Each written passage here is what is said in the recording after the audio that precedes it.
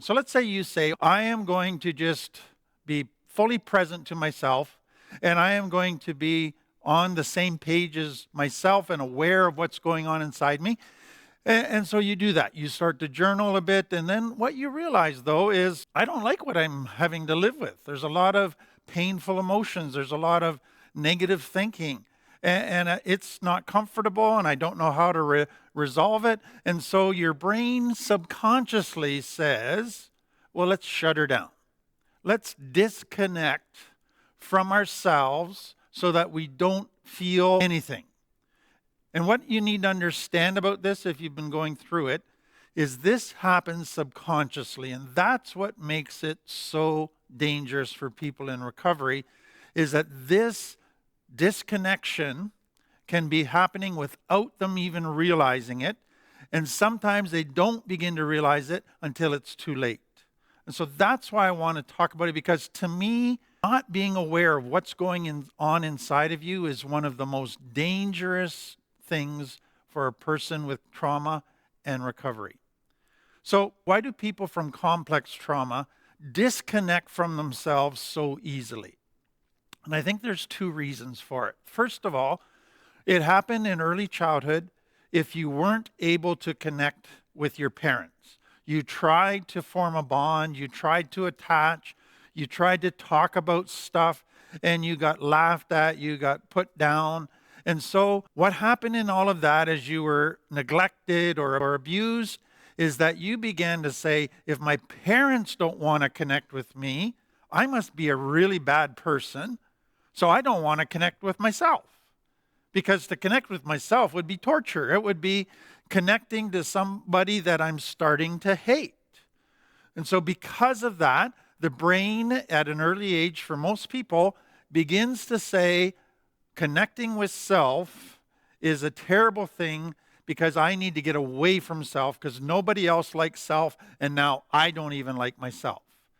The second thing that can happen in complex trauma is the challenge or the dilemma that the brain has with all of these negative emotions that it can't resolve. So you have anger, you have fear, you have depression, you have anxiety, and the brain's trying to find solutions and it can't.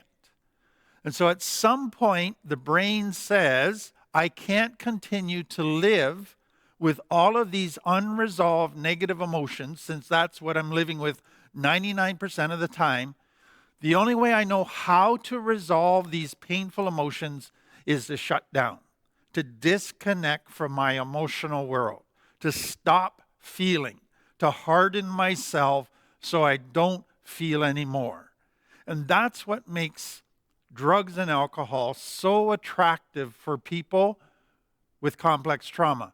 Because once they find drugs and alcohol, they go, I have just found the perfect solution for my unresolved negative emotions. Now I can numb them and escape them and go to pleasure places that I wouldn't be able to get to in the natural world.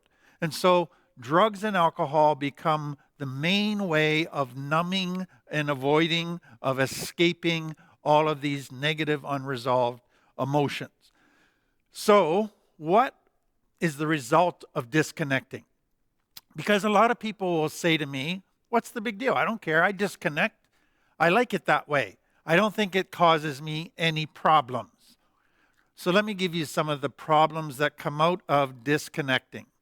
The first, and this is something that I've learned in studying for this, is there's a new type of mental health category, at least to me that it's new, and it's called depersonalization disorder.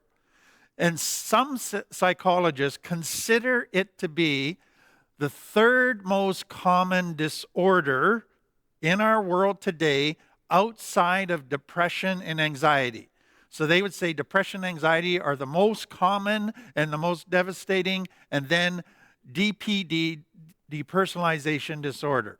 A guy named Jeffrey Bugle, I believe is how you say it, he's a medical journalist, and he's written a book called Stranger to Myself, and it's about depersonalization disorder. And what he basically says is that people who have trauma don't want to connect with themselves, and they become a stranger to themselves.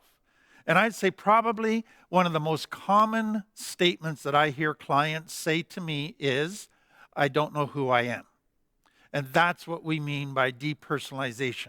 So you grow up where you know your mask, your roles that you fulfill, but you've been running from looking at the real you or what you think is the real you. And so you get into recovery at 30, 40, 50, 60 years of age, and you go, I don't know who I am. And that is really a painful realization for people in recovery, and they can get really down on themselves that they don't know who they are. But that's one of the serious results of disconnecting, especially early in childhood. The second thing is that people say, disconnecting doesn't affect me because I just live out of my brain.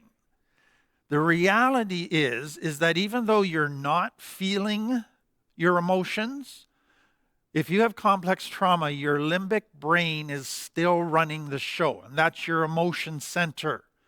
And so you are responding to emotions getting triggered without even being aware of it. And so you are making decisions once your emotions get triggered. In a nanosecond, you make a decision and act, and you're not even aware of the dynamics of what is happening, and you end up making bad decisions. So the point is this: even though you disconnect from your emotions are still running the show. And that is so important to understand. The third result of disconnecting is that a lot of people would say, I feel like a robot at times. I go through the motions of a day. I've shut down on my emotions, so I don't feel negative emotions, but I also don't feel positive emotions. And so I can go through doing what I have to do every day, and it's just kind of this empty feeling, robot-like existence. But what you have to understand is that robot mode is pre-programmed. It's pre-programmed with a default setting that is the stuff that you don't like. And so when you go into robot mode where you check out in your brain and you're not connecting to your emotions, that robot is taking you in negative directions. It is creating the very things that you've been trying to avoid. And so it is a negative force for you once you disconnect and go into robot mode. Another thing that happens when you disconnect is that it becomes very difficult to be present. So you can be with your kids, but because you're so disconnected internally, you have trouble being present to them.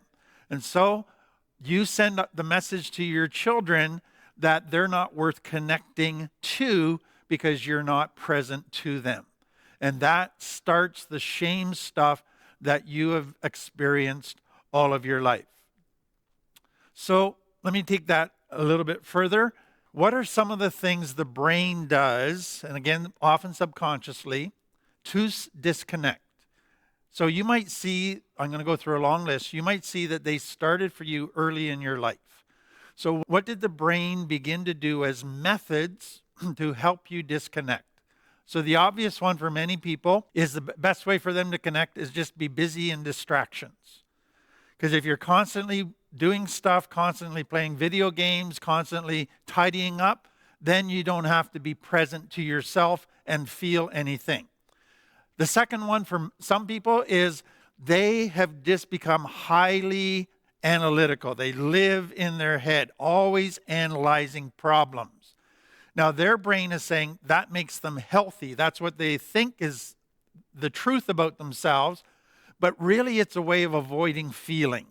And so because they live in their head, they tend to think emotions are useless, unnecessary, even bad. And so they pride themselves that they are in their head. But actually, they're still being run by emotions. They're just disconnected from that. We talked about the third one, which is people that just get to a place where they shut down. And they say, I don't want to feel. And so they just don't allow any emotions. They push everything down until they're so hard and out of touch that they don't even have awareness of that part of themselves. Another way that some people disconnect is through fantasy. So I don't like my present world. I don't want to connect with it. I don't want to connect with self. So let's escape into a world of fantasy where I'm perfect, where everything's the way I want it, and that is a much nicer place to live. And so some do that. Others, they just go to, I'm going to be positive. I'm going to think happy thoughts. I'm going to be positive all the time about everything, always upbeat. And again, they might pride themselves that they aren't influenced negatively by stuff. But for a lot of people, that is a way of disconnecting from what they're really feeling. So as soon as they feel something negative, pain, sadness, anxiety, instead of admitting it and dealing with it and resolving it, they just escape to their positive little world and avoid dealing with the problems. And eventually, over time, that will cause them a lot of difficulty. Another thing that some people do is they just focus on one emotion. And so let's say it's anger. So they just say, I'm angry, or they focus on their anger. And to them, then they don't feel any other emotions because they're only allowing themselves to feel that one. And it's a subtle type of disconnection. Some people disconnect by just being involved in everybody else's problems. Some are just involved in service all the time, helping people out. It's a type of distraction from myself. It's a type of not dealing with my own problems, but I'll focus on everybody else's. Let me just stop and give you a little bit of a test on how well you sit quietly in your own skin with yourself. If you were in a car with somebody, or you're in a room with just you and one other person having a conversation, and all of a sudden the other person stopped talking and you couldn't think of anything right away to talk about, and there's a moment of silence, how would that make you feel?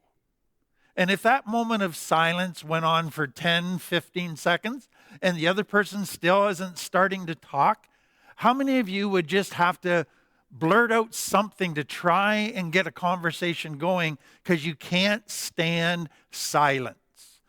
That's part of the complex trauma disconnection thing.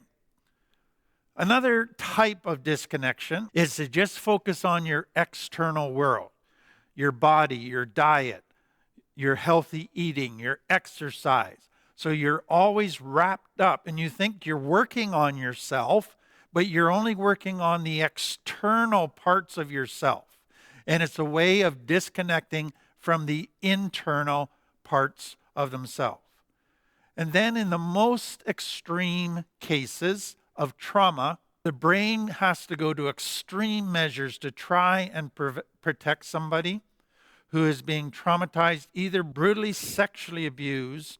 And what can happen in those cases is what we call dissociative identity disorder. The person actually dissociates from what is happening in the here and now. And so if there's sexual abuse, they can picture themselves on the ceiling watching it like it's happening to somebody else. Or they can go and put themselves on a beach in Florida and just be totally out of touch with what is happening. So that used to be called multiple personality disorder, and it's really in the extreme types of danger and trauma. The only way the brain knows how to protect the child is to splinter as a person and develop other personalities to protect that child. And some of it is dissociating from reality.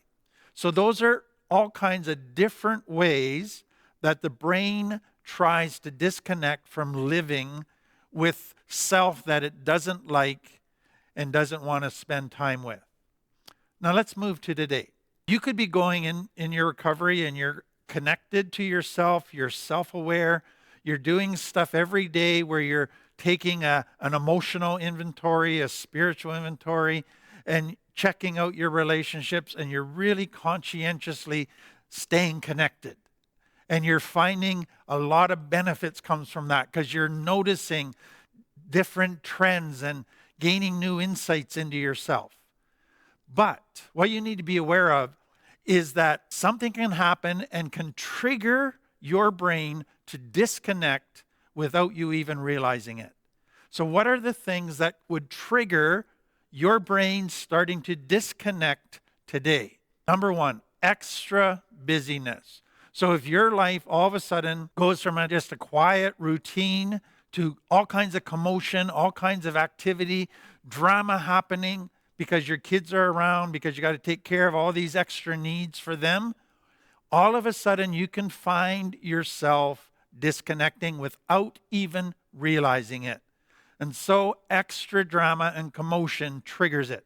Another one is as stress increases, what people find is that it reaches a point of tolerance, and then your brain disconnects if the stress goes beyond that point. And that's your brain saying, I can't deal with this, it's time to disconnect. So stress can cause disconnection. Depression is another thing that can cause disconnection, and anxiety. So what the brain is saying, I'm living with depression and anxiety, I can't resolve this, I don't like it, it's painful stuff, and so I just need to disconnect. That's the only way I know how to live with this. Now, something that I want you to realize is that those first ones that I just mentioned to you all involve cortisol in the brain. Anxiety, that's a fear. Depression, extra busyness and stress. So when cortisol is in the brain, you disconnect from a lot of things because you go into survival mode. And survival mode requires disconnection from emotions because you don't have time to deal with that. You just have to survive. So be aware of that. Other things are other unresolved emotions. So if you can't resolve depression and can't resolve anxiety, the brain starts to disconnect. The same is true as if it can't resolve boredom or loneliness. All of those things, if it tries to resolve it and it can't, the brain will eventually say, it's time to disconnect. That's the only solution to these emotions that I can't resolve. Change can trigger disconnection because now you're in a new circumstance, you're on heightened alert, your limbic brain is triggered, and you start to disconnect. Also, being overtired. You just have no energy. You just are trying to get through another day. And so for a lot of people, they disconnect because it takes energy to be self-aware, and that is a dangerous time. Another thing that people can do is procrastinate. But as they procrastinate, they're adding stress because they got more jobs that need to be done that they've been avoiding. And at some point, that stress will cause them to disconnect.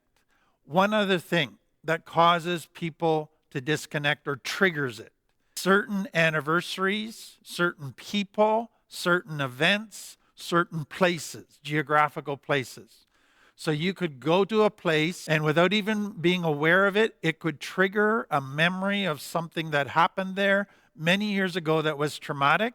And all of that comes up inside of you and your brain goes to disconnect because it's back into survival mode.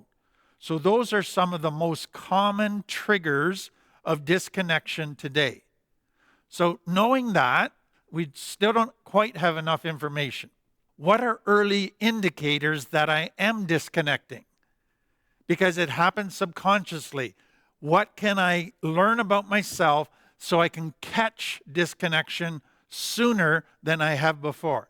Because if I disconnect for too long, I am going to be in big trouble. And so the earlier I can detect that I'm disconnecting, the better. So this again is all about self-awareness. Somebody has said once a habit has been brought to the conscious level, so you have a habit that you just do subconsciously without even realizing it, once it's brought to the conscious level, it is no longer a habit, it is now a choice that you make. So look for this. If you realize that you're starting to speed up internally, and what I would say to clients is, most of us have a normal RPM setting. Our engine, our motor runs at a certain RPM. If we're about to go to a social situation or undertake a task, it will speed up to prepare us for that extra activity.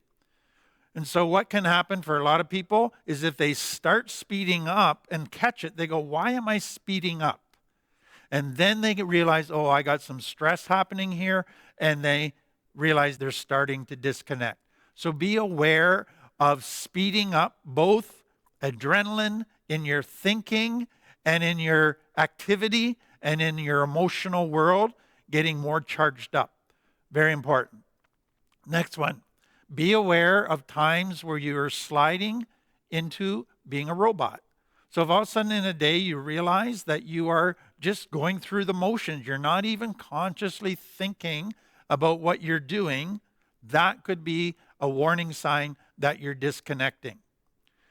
Next one, and this is a big one for a lot of people, is that all of a sudden you feel yourself drawn into your favorite escape activities. So you just want to play video games all day. And you've been doing so well, but now all of a sudden you just feel a pull to just want to avoid life and play video games. Usually a great warning sign that you're starting to disconnect and your brain wants to keep disconnecting.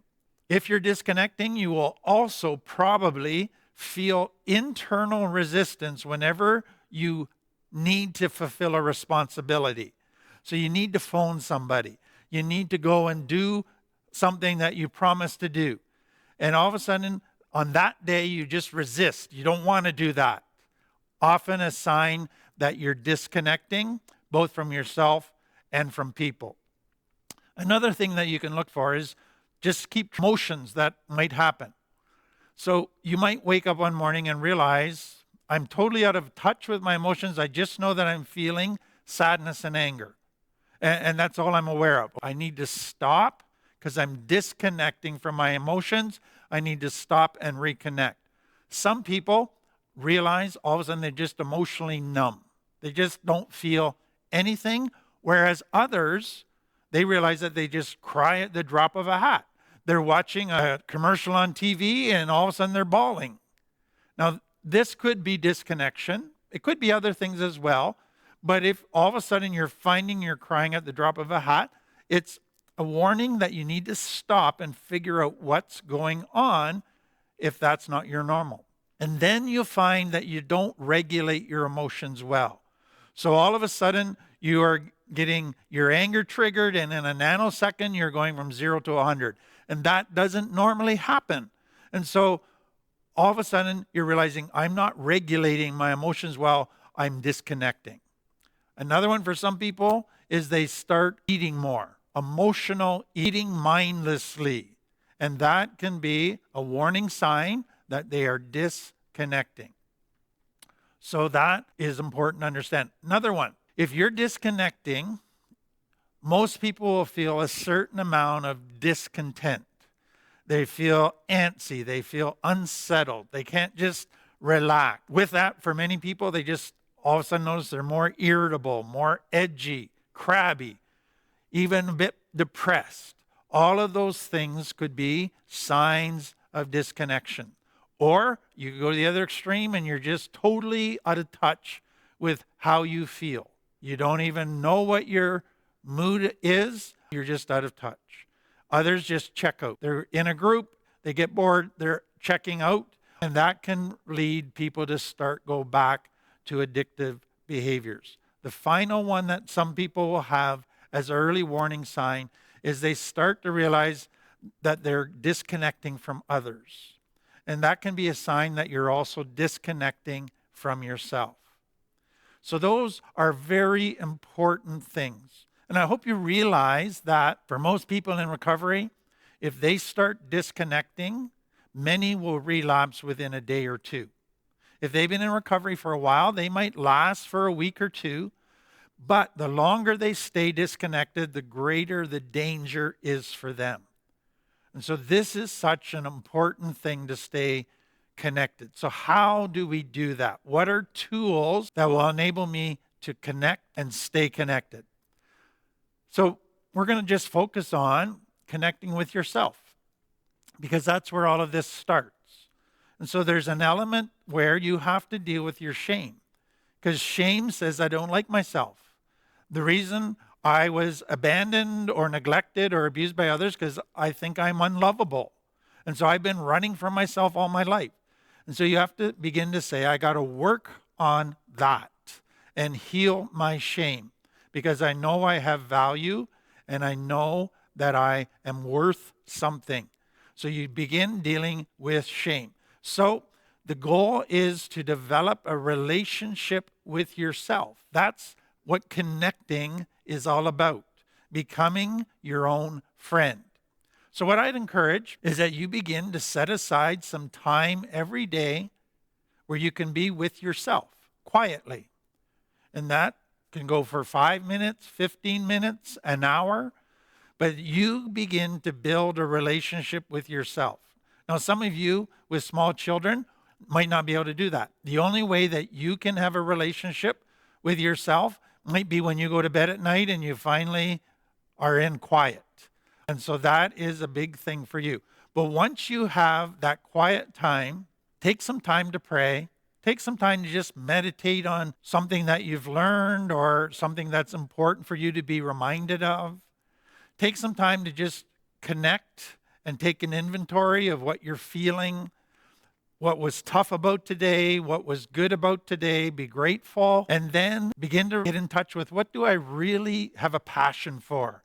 What is it that makes me get excited and makes me want to get involved in? And get to know yourself. Sometimes when you do that, some people will find it very helpful to journal and begin to write those kind of things down. Another thing that some people might have to do when they get that time in the first minute alone with themselves is do grounding exercises. Calm themselves down. Because it's really easy to say, oh, here's my 15 minutes of quiet time with myself and just rush through it. And just go through the motions and not truly connect. So you might have to slow yourself down.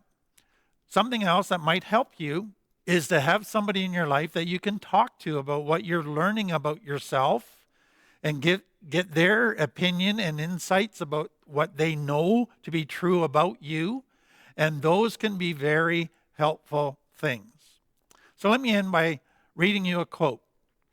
Leanne Oaten said, living connected to the deepest part of ourselves is the way through healing all manifestations of the physical and emotional body.